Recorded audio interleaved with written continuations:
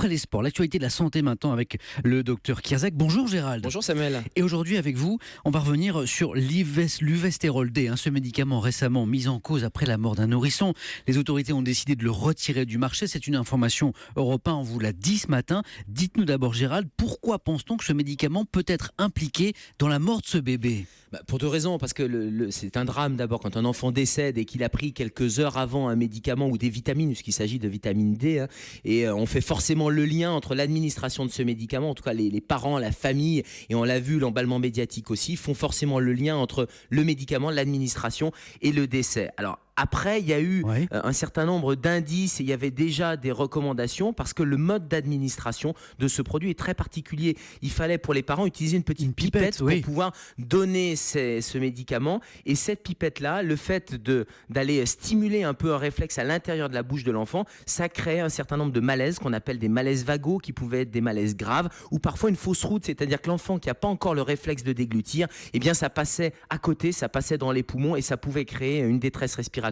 Donc voilà, la concomitance de cet événement, plus les indices déjà, ont fait qu'il fallait rapidement prendre des mesures. Rappelez-nous Gérald, pourquoi donne-t-on de l'Uvesterold D aux nourrissons ? Alors c'est extrêmement important de donner de la vitamine parce que ça évite d'avoir le rachitisme. Le rachitisme, c'est cette carence en vitamine D. Et vous savez que les plus jeunes d'entre nous, ou les plus âgés aussi, eh bien la peau n'est pas encore capable, grâce au soleil et grâce au manque d'exposition au soleil en particulier, de synthétiser cette vitamine D. Et donc cette avitaminose, ce manque de vitamine D, peut donner des problèmes de croissance, des problèmes de consolidation des os. Et grâce à la vitamine D, il y a une maladie qui avait disparu, c'était le rachitisme. Donc c'est toujours important de continuer à donner cette vitamine D.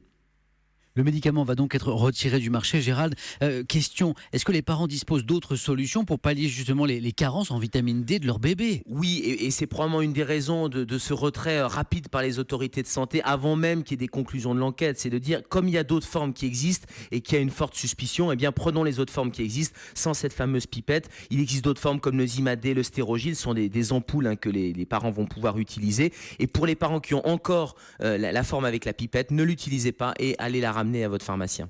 Merci beaucoup docteur Kierzek pour toutes ces informations, ces précisions. On vous retrouve à 11h dans Allo Europe 1 et demain bien sûr dans Europe 1 Bonjour.